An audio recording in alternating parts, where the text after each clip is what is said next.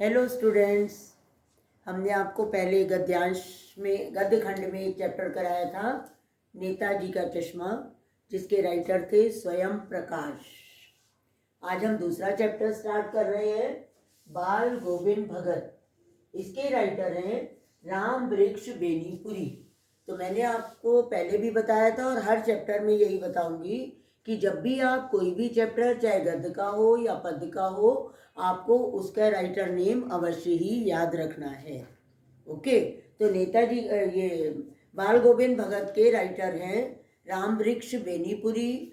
और इसमें आपके चैप्टर में, जैसा कि पहली लाइन से ही शुरुआत करी है उन्होंने, कि बाल गोविंद भगत मझोले कद के गोरे चिट्टे व्यक्ति थे। उनके बाल पके हुए थे। पके बाल से क्या मतलब है? अर्थात बाल सफ़ेद हो जाना। आपने कई बार कहावत सुनी होगी, बुजुर्ग लोग कहते हैं हमने कोई धूप में थोड़ी बाल सफ़ेद किए हैं। अर्थात उम्र का तजुर्बा होता है और धीरे धीरे बाल सफ़ेद होने लगते हैं। तो बाल गोविंद भगत के भी बाल सफ़ेद थे और उम्र करीब 60 के करीब रही होगी। ओके, और उनका पहनावा क्या था? बहुत कम कपड़े पहनते थे। तन पर मात्र एक लंगोटी रहती थी और बदन पर काली कमली ओढ़े रहते थे। सिर पर कबीरपंथी कनफटी टोपी पहने रहते थे। कनफटी टोपी से क्या तात्पर्य है? कबीर जैसे टोपी पहनते थे, आप अपनी बुक की पिक्चर में देखोगे, या मैं चलिए आपको दिखा देती हूँ कि वो कबीरपंथी कनफटी टोपी पहनते थे, जो कानों से थोड़ी फटी हुई होती है। ओके, और कबीर के पंथ को ही वो मानते थे, इसीलिए ऐसा कहा गया है कि कबीरपंथी कनफटी टोपी वो धारण किया करते थे। तो जब उनकी वेशभूषा का कोई क्वेश्चन आपसे पूछा जाएगा, उसमें आपको ये बताना पड़ेगा। और खेतीबाड़ी भी करते थे। तो हम लोग उन्हें लेखक के अनुसार कि साधु तो नहीं कह सकते, क्योंकि वो गृहस्थ थे। और गृहस्थ कैसे कहते हैं? लेखक कहता है कि मुझे उनके पत्नी के बारे में तो नहीं पता, लेकिन उनका एक पुत्र था तथा पुत्रवधू भी थी, और वो खेतीबाड़ी भी करते थे। तो पुत्र जो उनका था वो बोदा और सुस्त था, अर्थात ज़्यादा चुस्त चालाक नहीं था, सुस्त सा था, सीधा साधा व्यक्ति था। और पुत्रवधू उनकी चुस्त थी। आषाढ़, अब नेक्स्ट पैरा उन्होंने शुरू कर दिया है कि आषाढ़ का महीना है और तेज बारिश हो रही है, खेतों में पानी भर गया है। तो उस समय धान की रोपाई की जाती है। तो धान की रोपाई करते समय बाल गोविंद भगत भजन गाते हैं और भक्ति में ऐसे डूबते हैं, धीरे धीरे उनका सुर ऊंचा होने लगता है और पास में खड़े हुए सारे ही किसान लोगों के हाथों की उंगलियां तीव्रता से चलने लगती हैं। ये तो हम सभी जानते हैं कि म्यूज़िक में बहुत शक्ति होती है। म्यूज़िक जब जहाँ भी चल रहा हो तो काम में तीव्रता आ जाती है। वही बात यहाँ भी बताया कि बाल गोविंद भगत के जब स्वर शुरू होते थे भजनों के, और साथ में वो खंजड़ी भी बजाते थे। खंजड़ी उनका अपना एक वाद्य यंत्र था जो वो भजन गाते समय बजाते थे। और जब वो भजन खेत में रोपाई करते समय भजन गा रहे थे, तो उस समय आसपास के किसान, युवक, युवतियां सभी मंत्रमुग्ध हो जाते थे और भजन में उनके स्वर में स्वर मिलाते थे। इसके बाद दिया है कि कार्तिक आया नहीं और उनकी प्रभातियां शुरू होने लगती थी। कार्तिक मास में वो प्रभात फेरी भी करते थे और प्रातःकाल उठकर भजन गाने लगते थे। प्रातःकाल नदी में स्नान करने भी प्रतिदिन जाते थे और वहाँ से आकर भजन गाने लगते थे। तो लेखक ने ये लिखा है कि मैं तो देर तक सोने वाला हूँ, लेकिन एक बार कपकपाती ठंड में भी उनके भजनों ने मुझे इतना आकर्षित किया कि मैं उस ठंड में भी उनके भजन सुनने के लिए सुबह सुबह जाकर चला आया।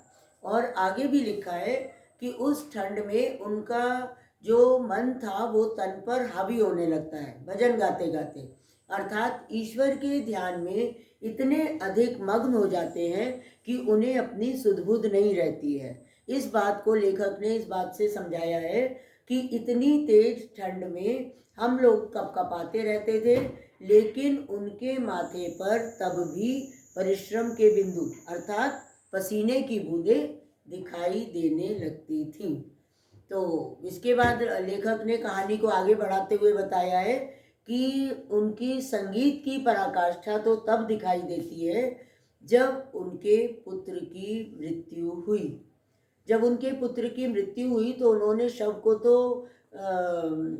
सफ़ेद चादर से ढक दिया, दीपक इत्यादि भी जला दिया, तुलसी के पत्ते और पुष्प भी बिखेर दिए, लेकिन वो बराबर भजन गा रहे थे, संगीत गा रहे थे। उनकी पुत्रवधू रोती जा रही थी और गांव की स्त्रियां उसको संभाल भी रही थी, लेकिन वे अपनी पुत्रवधू को भी बार बार न रोने के लिए कह रहे थे और ये कह रहे थे कि ये समय रोने का नहीं, उत्सव मनाने का है। तो अपना तर्क देते हुए वे कहते हैं कि उत्सव मनाने का इसलिए है कि इस समय आत्मा का परमात्मा से मिलन हो रहा है, इसीलिए ये समय रोने का नहीं है। इस प्रथा को, नई प्रथा को उन्होंने उत्पन्न किया। दूसरा, उन्होंने अपने बेटे को मुखाग्नि भी उसकी पत्नी से ही दिलवाई, जो ये प्रथा हम लोगों के यहाँ नहीं है। तो उन्होंने कई कुरीतियों का खंडन किया। इसके अलावा एक अन्य कुरीति पुनर्विवाह का भी उन्होंने प्रचलन किया कि उनकी पुत्रवधू उन्हें छोड़कर नहीं जाना चाहती थी। वो उसका तर्क ये था कि बुढ़ापे में आपको कौन खाना खिलाएगा, कौन आपकी सेवा करेगा, लेकिन उन्होंने उसके भाई को बुलाकर कहा कि इसको वहाँ ले जाओ और ठीक प्रकार से इसका पुनर्विवाह करो। तो इस प्रकार कई सारी कुरीतियों को उन्होंने समाप्त किया, जो हम लोग समझते हैं कि ये काम गलत है, लेकिन उन्होंने उस पर पर्दा डाला और ये कहकर कि नहीं, पुत्रवधू की उम्र कम है और इसका पुनर्विवाह करवा देना। इसके पश्चात अब धीरे धीरे वृद्धावस्था आने लगी और प्रत्येक वर्ष वो गंगा स्नान के लिए भी जाते थे। गंगा स्नान के लिए जाने में उन्हें 4-5 दिन लग जाते थे। तो भले ही वो गृहस्थ थे, लेकिन किसी से कभी कुछ मांग कर नहीं खाते थे। जैसा कि मैंने पहले भी बताया कि जो कबीरपंथी थे, तो जो भी अनाज उनके खेत में भी होता था, तब भी वो पहले कबीर के दरबार में चढ़ाते थे, उसके बाद जो बचता था वो ही वो स्वयं भी लेते थे। तो कबीर के ही भजन भी गाते थे। और इधर गंगा स्नान जब जाते थे, तो जब हर वर्ष जाते थे, अब इस वर्ष जब वो गंगा स्नान के लिए गए तो जब वहाँ से आने में इन्हें 3-4 दिन लग जाते थे। किसी से कुछ नहीं लेते थे, उन 4-5 दिन वे उपवास रखते थे। जबकि वृद्धावस्था जब आने लगती है तो व्यक्ति इतना सहन नहीं कर पाता, लेकिन वो इस बात को मानने के लिए तैयार नहीं थे कि अब उन्हें ऐसा नहीं करना चाहिए। बहुत लोगों ने समझाया, लेकिन वे नहीं माने। तो जब इस बार गंगा स्नान करके आए तो थोड़ा सा उनकी शक्ति क्षीण हो चली थी, लेकिन ताकत वो वही दिखाते थे कि जैसे वो अभी सब कार्य करने में सक्षम है। संध्या के समय में भी अपने घर में खंजड़ी लेकर और खूब भजन गाते थे। लोग भी एकत्रित हो जाते थे और धीरे धीरे संगीत में सारा वातावरण हो जाता था। लेकिन एक शाम जब वो इस वर्ष गंगा स्नान करके जब आए तो थोड़ा सा उनका चेहरा उतर गया था, अस्वस्थ रहने लगे। लोगों ने बहुत आराम करने के लिए कहा, लेकिन उन्होंने कोई भी कार्य अपनी दिनचर्या का नहीं छोड़ा।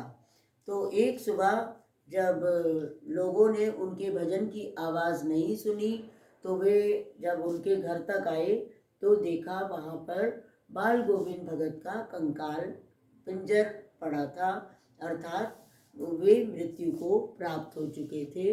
तो और यहीं पर कहानी समाप्त भी कर दी जाती है। तो आपको ये कहानी तो अच्छे से समझ में आ गई होगी।